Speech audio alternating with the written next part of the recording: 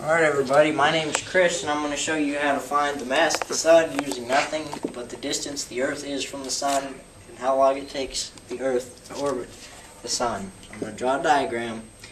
We got the sun here and the Earth's orbital track around the sun. There's a few things you're going to need to know from physics to be able to do this. The first one is the equation for gravity. The equation for the force of gravity, which is the gravitational constant times the mass of the Earth in this specific case and the mass of the sun in this specific case over the distance squared. And the other force you're going to need to know is the equation for centripetal force, which is mass times velocity squared over the radius. And since in this specific case, gravity is the centripetal force, and a centripetal force is the force that keeps an object in an orbit or circular motion around another object. So it can be anything from tension in a string to this specific case, which is gravity. So these equations can be equal to each other. So mass times velocity squared over the radius equals the gravitational constant times the mass of the Earth times the mass of the sun over distance squared. And since this mass is always the mass of the object that does the orbit or the circular motion, so it's going to be the mass of the Earth. And distance is distance from the center of one object to the center of the other object, which in this case happens to be our radius from the center of the sun to the center of the Earth. So this distance can be changed to radius. And in any equation, if you have two variables, if they're both on the top or both on the bottom, they can cancel each other if they're the same variable. So this radius will cancel this squared, and this mass of the Earth will cancel this mass of the Earth. And then we're solving for this variable, which is the mass of the sun. And so we have to solve for this variable. So the mass of the sun equals, to get rid of this, we have to multiply it since it's on the bottom.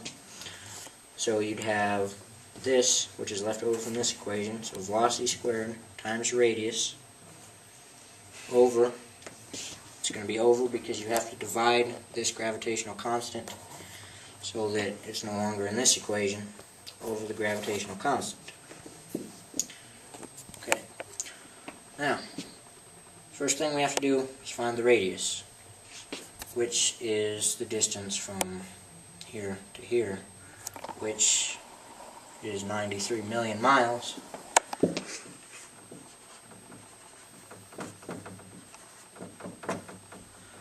And since this is physics, everything has to be done using the metric system, so we have to transfer this to meters. So, and there's 1,609 meters in every mile, so you have to multiply 93 million times 1,609, and you get 1.496 times 10 to the 11th meters, and this is scientific notation. If you don't know how to use it, move this decimal here. Since it's to a positive power, move it 11 places to the right, and you have your number. And this is our radius, so we can just plug them in as we go.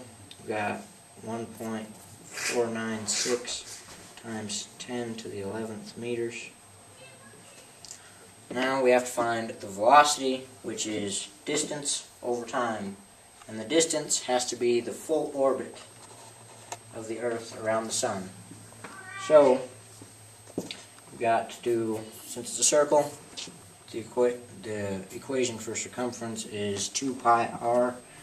So you can do 2 times the radius, which is the diameter, times pi. And 2 times 1.496 times 10 to the 11th times 3.14 equals 9.395 times 10 to the 11th meter. And then it's distance over time, so you have to divide by the time in seconds, because it's, once again, physics in the metric system, so you have to find out how many seconds are in a year, which is 365 days times 24 hours times 60 minutes times 60 seconds. And you get 31,536,000 seconds. So you divide those two numbers, so 9.395 times 10 to the 11th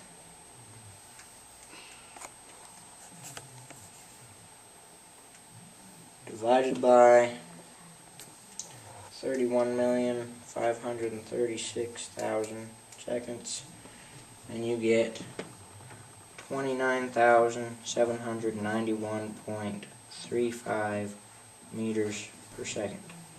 So you can plug this in, and you'd have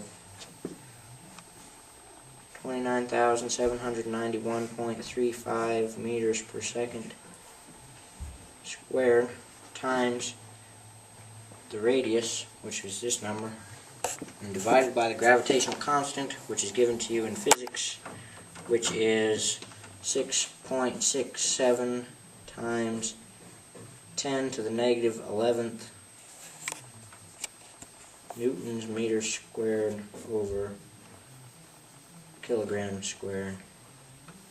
And plug in these numbers into your calculator. You got 29,791.35 squared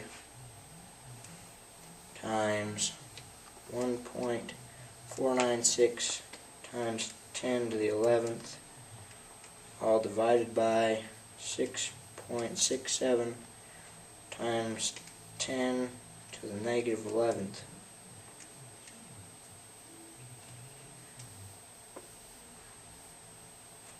And got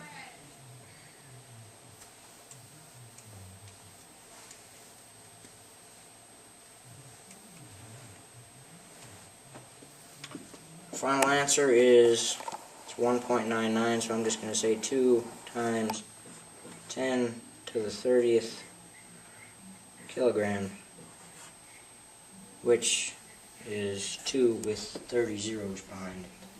Kilograms. That is the mass of the sun. Thank you all for listening. That's it.